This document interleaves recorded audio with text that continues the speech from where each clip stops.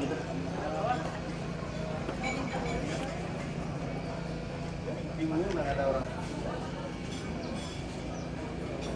Ya Kang, siapa?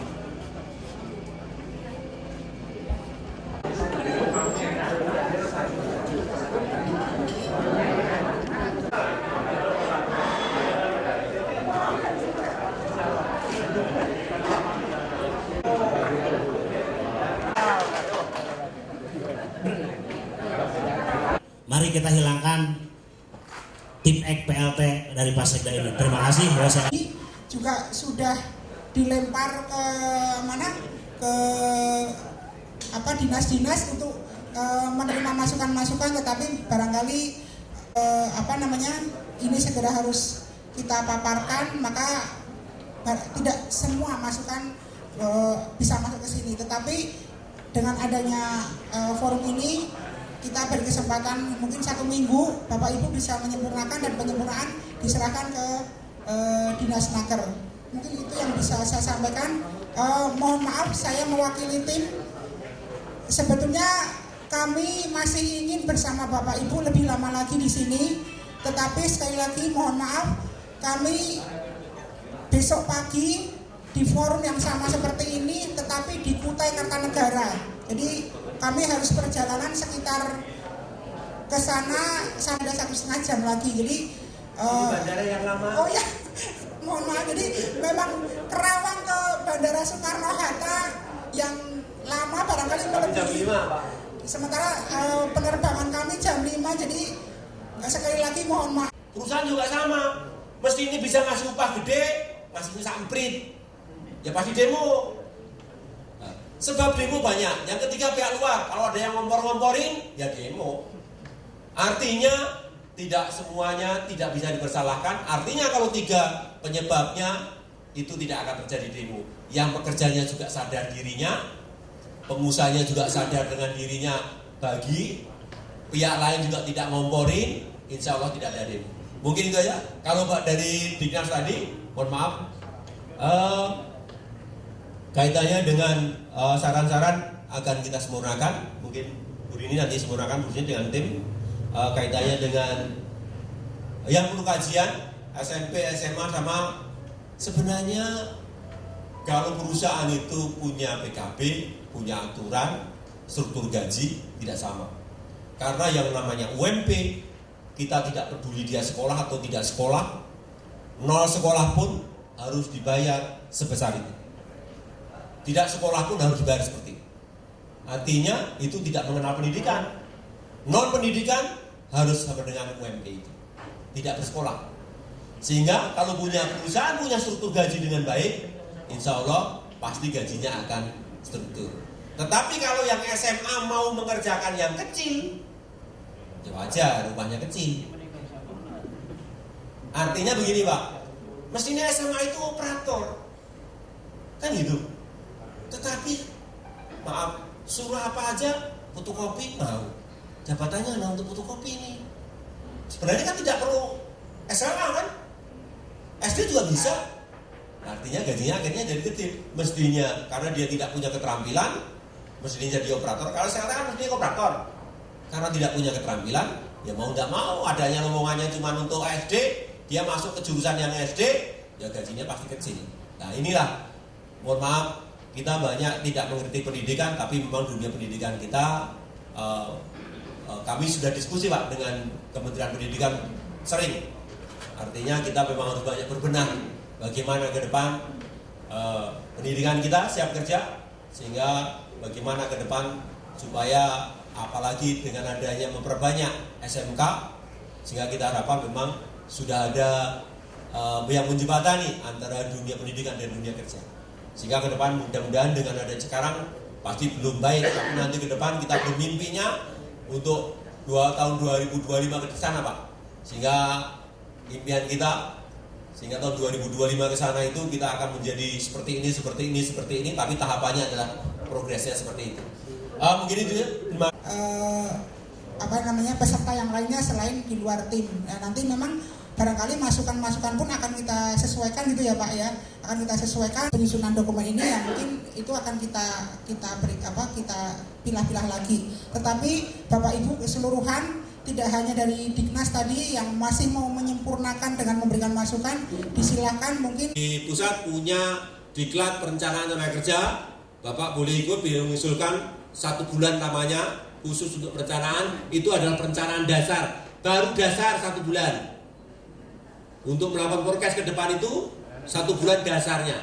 Bapak boleh meninggalkan anak istri 1 bulan, itu baru bisa dasar. Ya. Boleh itu, kalau mau belajar boleh aja gitu. Sistem kontrak juga sudah. Pengawas tadi Pak Agus, kaitannya kita pengawas itu pengawas ketenagakerjaan, bukan pengawasan intern BKD ya. Pengawas ketenagakerjaan di Kenaker ada namanya pengawas ketenagakerjaan, fungsinya bagaimana mengawasi perusahaan biar tidak semena-mena. Artinya pakai alat harus punya alat perusahaannya, instalasinya harus cukup, harus ergonomis. Itu ada alat-alat ukurnya, semuanya ada. Ini kaitannya dengan pengawas itu. Nah, pengawas itu nanti akan menjadi tapi nanti kalau bapak-bapak dari instansi lain mengutip dari buku ini, sumbernya ya RTK Kabupaten Kerawang. Tapi kalau dikutip orang lain, cara melakukan proyeksi, metodologinya ada di depan. Ya, dengan menggunakan metodologi statistik, kita oleh ahli apapun itu kita diizinkan untuk melakukan forecasting, melakukan proyeksi ke depan yang bisa dipertanggungjawabkan secara ilmiah.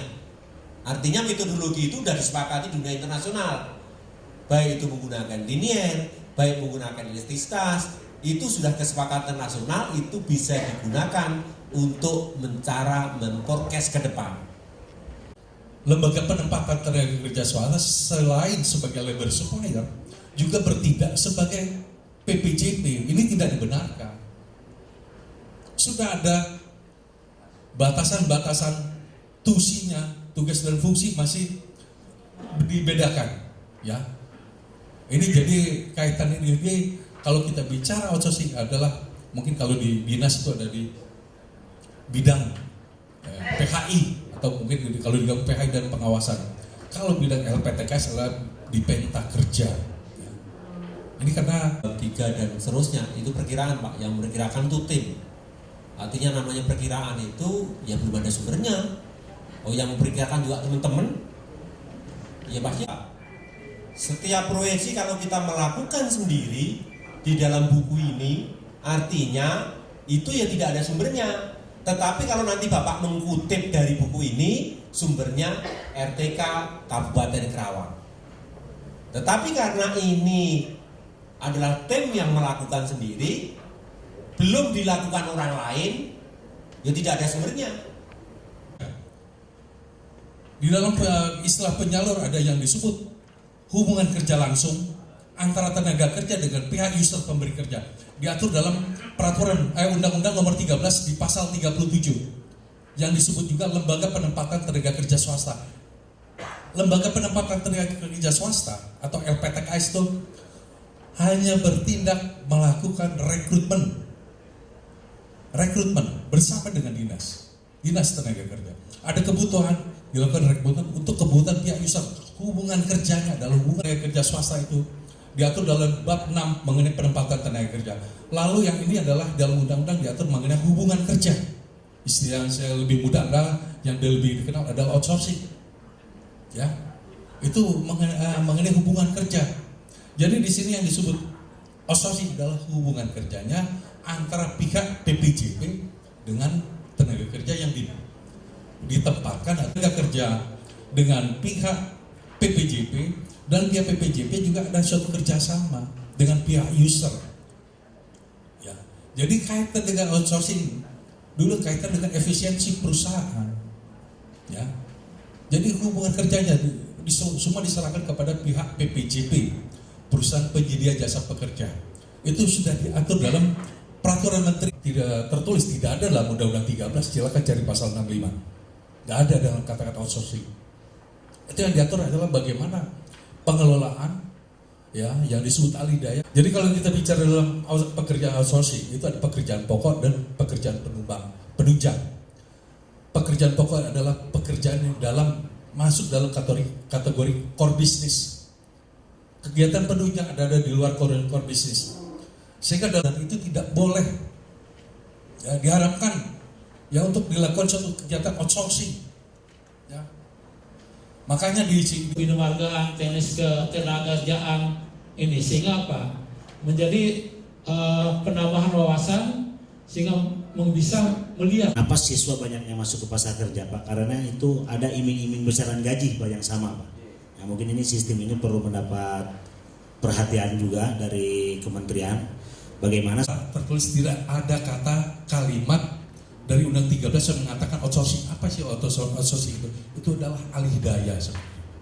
Ya, outsourcing alih daya.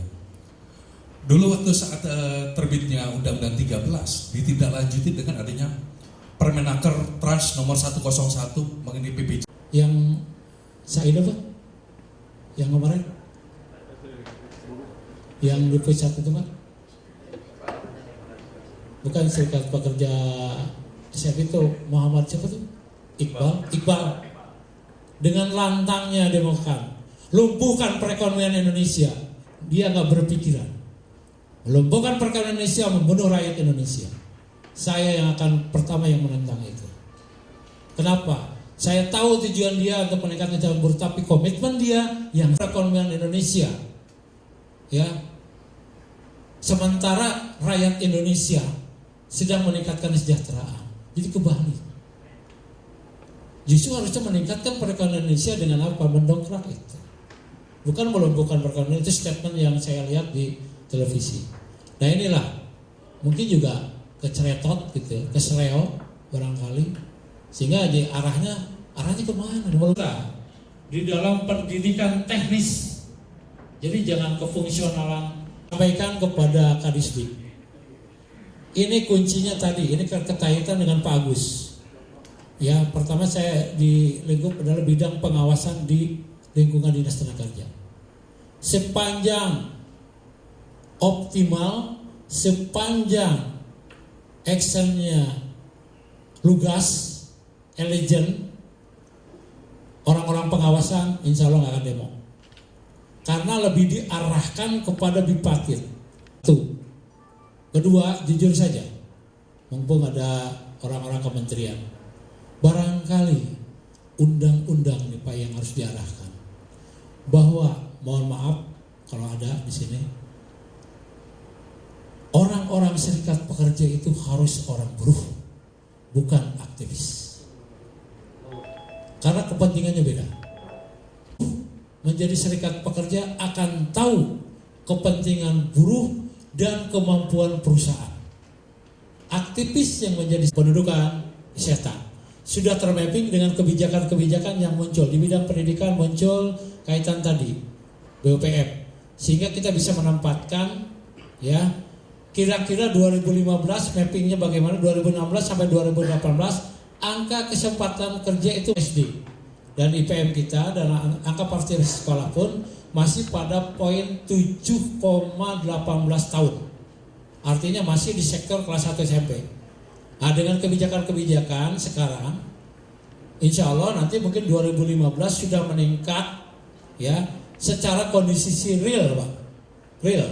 Karena yang berbeda antara angka partisipasi sekolah itu dihitung semua penduduk, tetapi kita real pada usia sekolah. Ini maka perkiraan di sana. Kemudian kedua, kita bisa memapping angka kesempatan kerja itu berdasarkan rencana tata ruang, rencana wilayah industri, sehingga kita bisa ngitung Pak. Semakin lama semakin menurun. Ke depan insya Allah justru akan naik lagi. Karena apa? Mekanisasi pertanian sudah dimulai. Walaupun memang tadi seperti dikatakan oleh Pak Kapus, kita itu lebih mengarah kepada padat modal, artinya mesinisasi. Mungkin lahan pertanian sekarang digarap oleh 20 orang, misalnya untuk 1 hektar. Ke depan mungkin hanya memerlukan 2 atau 3 orang. Menanam sudah pakai mesin.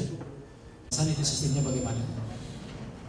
Yang intinya kami tidak akan terlalu intervensi. Silakan aja kalau memang dasar hukumnya jelas, payung hukumnya jelas, kami persilakan. Cuman jangan sampai nanti pas ada PKPT ini jadi temuan. Itu barangkali. Terima kasih. Assalamualaikum. Atas pertanyaan yang dari Pak Nanang, ini dari Ciampel Pak, mengenai kebijakan daerah tentang ketenagakerjaan yang akhir-akhir ini marak dengan isu outsourcing dan sistem kontrak kerja. Mungkin dari Pak Bambang juga, dari Pak Kapus juga akan memberikan tanggapan bagaimana kebijakan pusat mengenai hal ini Pak. Untuk persilakan. Baik, terima kasih moderator. Terima kasih, ini kaitan dengan Pak Nanang. Bagus Pak.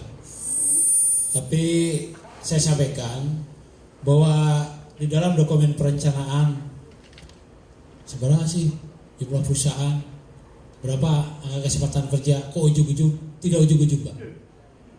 Tidak ujug-ujug. Dari anggota tim penyusun pertanyaan ini, tadi juga perkiraan bagaimana solusi bahwa merespon waktu yang cukup singkat. Dari kebijakan pengawasan yang tadi Bapak Sekda sampaikan, kalau dari poin 3 sampai 7 emang sasarannya ke pekerja ya, yang khususnya untuk para perusahaan. Tapi saya ingin kejelasan untuk peningkatan kualitas pengawasan.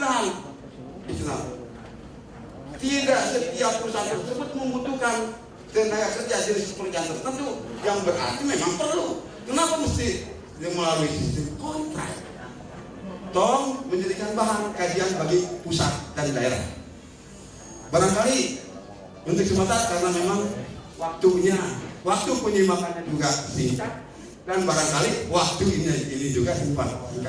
Demikian, terima kasih. Assalamualaikum warahmatullahi wabarakatuh. Mudah-mudahan pasti akan dapat memberikan tanggapan terhadap ujung-ujung perkiraan muncul. Ini dari mana nanti Bu Rini yang akan memberikan? Tenaga kerja apapun yang sudah pasti itu memang tenaga kerja itu pasti vital. Sampai pun cleaning service umpamanya. Kenapa mesti dibeda-bedakan antara cleaning service boleh kontrak kerja? Saya mohon sebenarnya harus memberikan pandangan yang sama, artinya memperlakukan secara manusiawi yang sama. Baik itu produk cleaning service maupun yang tidak perlu mesti ada kontrak kerja. Saya kira ini khususnya kepada 2018 itu sampai dicantumkan perkiraan dasar penetapannya dari mana. Sementara perusahaan 2011 sampai 2012 ada data perusahaan jumlah sekian, kalau salah satu contoh dari industri. Nah 2014-2018 bisakah diperkirakan berapa jumlah industri yang bisa mendukung ketersediaannya tenaga kerja sehingga bisa mengarah bagaimana kita kebijakan pemerintah daerah menarik investasi asing. Jadi untuk dapat mencapai target-target tersebut, apa yang sudah dibuat dalam penyusunan rencana tenaga kerja Kabupaten 2014 sampai 2018 diperlukan kerja keras dari seluruh instansi pemerintah di Kabupaten Karawang serta swasta. Untuk ini perencanaan tenaga kerja daerah harus segera disosialisasikan ke seluruh SKPD.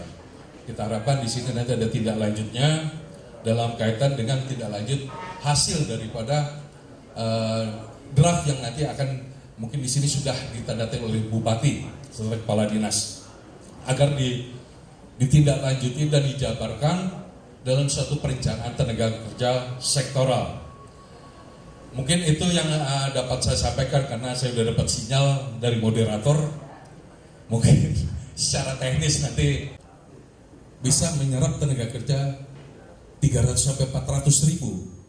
Itu kalau sifatnya investasi yang berbasiskan padat karya. Nah, bagaimana dengan yang disampaikan Pak Sekda tadi? Investasi yang berdasarkan modal. Nah, ini bagaimana? Berarti tidak lagi kita bicara berbasiskan antara 300-400, mungkin yang di bawah itu. Kalau sifatnya padat modal, kita harapkan adalah investasi adalah yang berbasiskan padat karya. Ini yang kita harapkan community Asian community nanti. Oleh karena itu, maka pada era tersebut bahwa setiap tenaga kerja bebas bergerak kemana saja. Selama itu kalau kita bicara Asian Community, untuk itu kita sebagai negara yang memiliki tenaga kerja yang berlebihan dapat menempatkan tenaga kerja di kawasan ASEAN sebanyak-banyak. Bagaimana kesiapan? Ini adalah meningkatkan kualitas SDM kita. Bagaimana peningkatan kualitas yang kompetitif ya dengan negara-negara ASEAN. Jangan sampai yang level-level yang sifatnya lower yang di bawah itu hanya diisi oleh tenaga kerja dari ASEAN lainnya. Jangan kalah kita dengan Vietnam, Laos dan segala macam.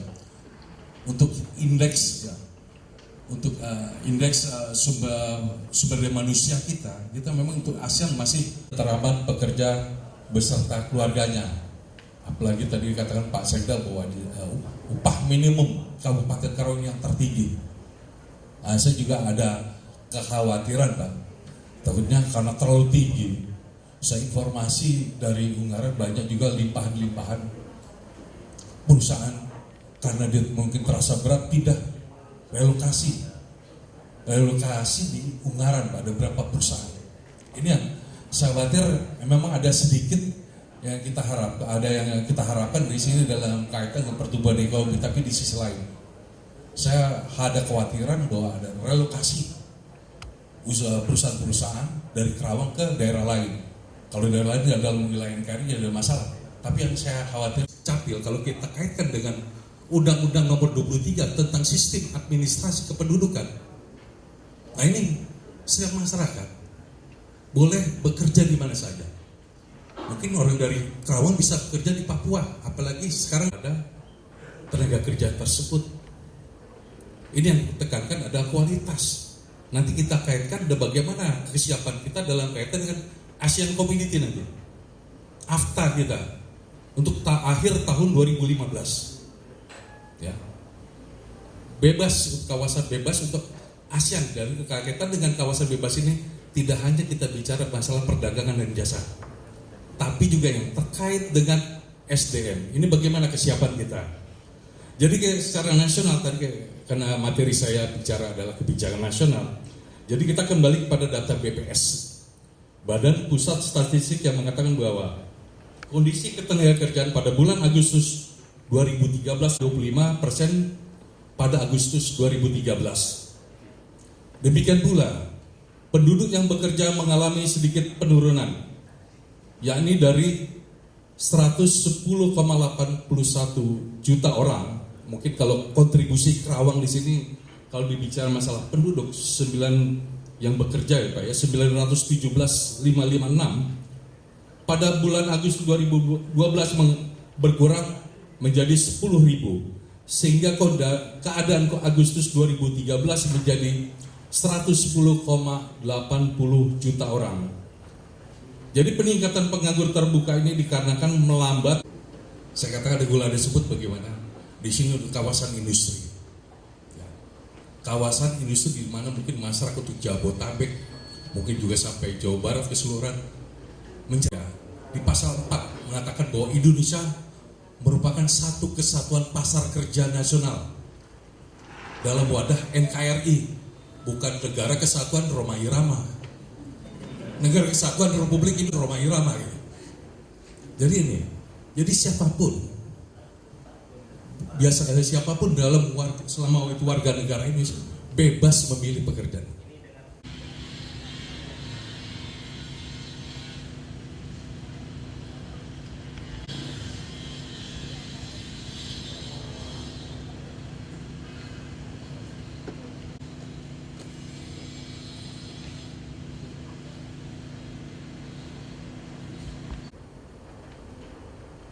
Sehingga nanti mengarah kepada tadi pengembangan ke dunia hasil didik untuk sektor pendukung industri. Ini yang terpenting, sehingga mereka membuat usaha-usaha tadi yang diarahkan kebijakan Pak Bupati ke depan, yaitu dengan pembentukan kelompok-kelompok masyarakat usaha padat karya. Bapak Ibu sekalian, Barangkali itu yang dapat kami sampaikan dan kami mohon.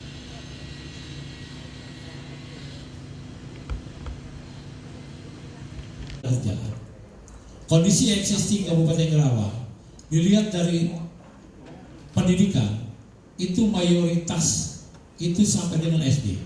IPM kita artinya level SMP. Dan ini berpengaruh pada perencanaan ketenagakerjaan karena daya saing dari masyarakat Kabupaten Karawang hanya daya saing untuk ijazah SD atau industri-industri yang tidak memerlukan ijazah atau berpengetahuan dulu baru mencapai kesehatan yang optimal. Karena dari hasil pendidikan tahu bagaimana gizi yang baik. Ini yang sulit ya. Tetapi dua-duanya ketika kebijakan di bidang kesehatan. Ya, ini bahkan lebih generalnya nanti itu adanya kebijakan di bidang infrastruktur. Walaupun tidak bersentuhan langsung tetapi ada kaitan yang dengan adanya BOPM.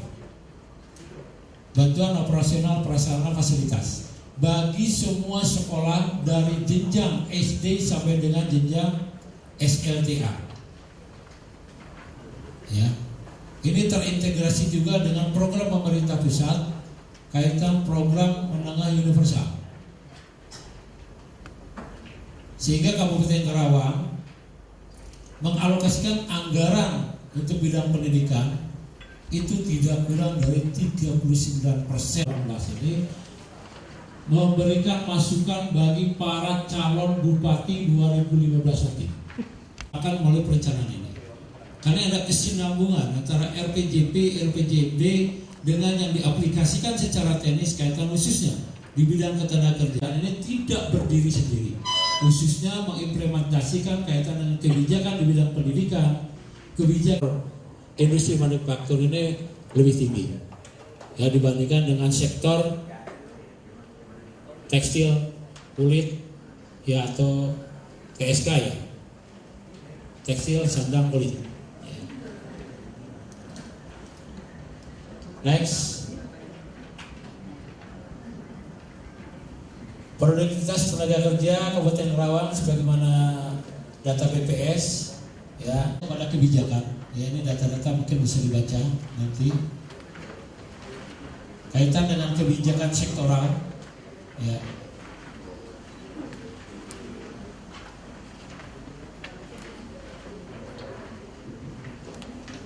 Kebijakan perencanaan tenaga kerja perlu kami sampaikan di sini ya, langkah-langkah perencanaan ini adalah sisa RPJMD 2011-2015 menuju ke 2015-2020 sehingga perencanaan ketenagakerjaan karena mau tidak mau bahwa data-data yang dipergunakan harus melalui data resmi sesuai dengan undang-undang, yaitu data yang keluar dari BPS. Mungkin ada perbedaan khususnya PDRB tahun 2013. Ini mungkin lebih meningkat. Ternyata dari data ini bahwa penghasilan dari itu masih mendominasi, ya. Bahkan 2012 itu 19,47%, ya. Walaupun ada penurunan, tetapi bahwa sektor perdagangan sektor industri manufaktur masih mendominasi. Ini karena memang perlakuan pemberian kesejahteraan mesin atau 2003 tentang ketenagakerjaan disebutkan ya, implementasinya bahwa tujuan pembangunan ketenagakerjaan itu yang pertama adalah memberdayakan dan mendayagunakan tenaga kerja secara optimal dan manusiawi. Yang kedua adalah mewujudkan pemerataan kesempatan kerja dan penyediaan tenaga kerja yang sesuai dengan kebutuhan pembangunan nasional dan daerah. Yang ketiga adalah memberikan perlindungan kepada tenaga kerja dan mewujudkan kesejahteraan. Yang keempat adalah meningkatkan kesejahteraan tenaga kerja dan keluarganya. Itu adalah hal-hal yang menjadi landasan di dalam penyusunan perencanaan ketenagakerjaan. Bapak Ibu sekalian, sebagaimana kita maklumi bahwa kondisi pada PDRB kita sebagaimana terlihat di next day, ya, ke produk PDRB Jalan Sur. Sekda terbatas ke pengetahuan Kesiapan sumber daya manusia, kesempatan kerja, dan perencanaan tenaga kerja.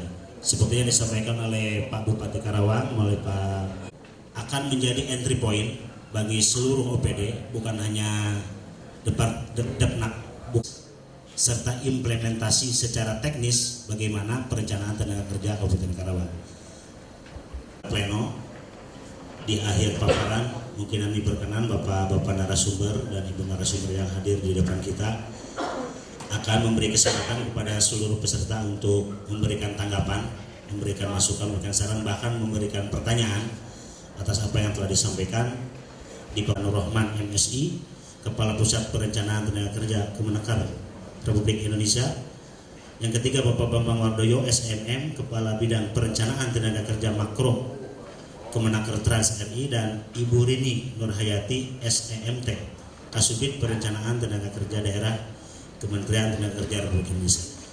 Kami sampaikan informasi awal. ASEAN seperti Vietnam, Thailand yang sudah ditarik ke Indonesia, tempatnya di Karawang. Ini tantangan bagi kita semua dalam rangka bagaimana memberdayakan, mempunyai daya saing masyarakat Kabupaten Karawang. Jadi bukan saja tugas dari Dinas Tenaga Kerja memapping kaitan ketenaga kerjaan, tapi juga tugas kita semua bisa menghasilkan bagaimana perencanaan ketenaga kerjaan di Kabupaten Karawang ini menghadapi hal-hal yang tadi saya sebutkan. Sehingga diharapkan teman-teman semua mengikuti seminar ini dengan sampai akhir, ya. Dan kalau bisa nih bangku belakang itu dikosongkan, karena kalau udah di belakang ngelayos. Ya. Jadi nanti dalam mewujudkan kesejahteraan serta meningkatkan kesejahteraan tenaga kerja dan keluarganya. Guna mewujudkan tujuan pembangunan ketenagakerjaan tersebut diperlukan perencanaan dengan perkembangan industrial yang mungkin signifikan ke depan. Mungkin di dunia. Ya, karena Karawang pun sudah ditetapkan sebagai kawasan industri manufacturing. Dan ini sudah terlihat kembang-kembangnya. Mungkin Indonesia akan menjadi negara realisasi 2015 yang pada waktu yang lalu sudah ditandatangani sama dengan WTO. Kemudian perdagangan bebas yang regional saja, yaitu perdagangan bebas tingkat Asia. Kemudian yang kedua, dan Ibu Rini Nurhayati SEMT. Terima kasih Bapak sekaliannya. Hadir Pak, ada Pak Kadisduk Capil, ada Kadisdik. Yang lain nggak kelihatan. Bapak Ibu sekalian, Bapak dan Ibu jajaran dari Kementerian Tenaga Kerja Republik Indonesia, hadir bersama kita Bapak Kapolres Nur Rahman MSI. Kemudian ada narasumber lain dari Kementerian, Pak Bambang Wardoyo. 2010 tentang rencana pembangunan jangka panjang daerah Kabupaten Karawang tahun 2005-2025. 9 Peraturan Daerah Kabupaten Karawang nomor 8 tahun 2011 tentang rencana pembangunan jangka menengah daerah Kabupaten Karawang tahun 2010-2015. 10 Peraturan Daerah Kabupaten Karawang nomor 1 tahun 2011 tentang penyelenggaraan